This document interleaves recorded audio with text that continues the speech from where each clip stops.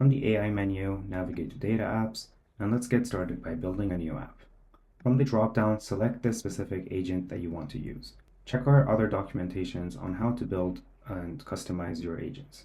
The agent will automatically come with a connection set that you had previously set up. Give your app a name and let's get started. Directly from the chat box, you can describe your app, the types of data that you want to work with and what you want to interact with and what kind of actions you want to complete. In this first example here, I'm just asking to build a fun and interactive dashboard for visualizing the sales data. Alright, so after 7 minutes and 24 different steps, the agent was able to build the app for us. As you can see, the app is a highly customized and interactive dashboard that visualizes the data for us.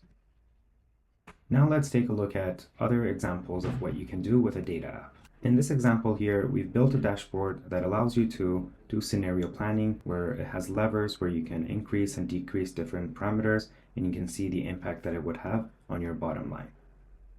Now let's take a look at an example where not only can you interact with the data, but you can also take actions and update the data accordingly. In this example here, we have support tickets, and you can click on each one of them to see the specific drill down related to that, and you can even update the status accordingly. So as you can see, data apps are highly customizable and interactive dashboards and widgets and apps that you can build where you can interact with the data and even take actions.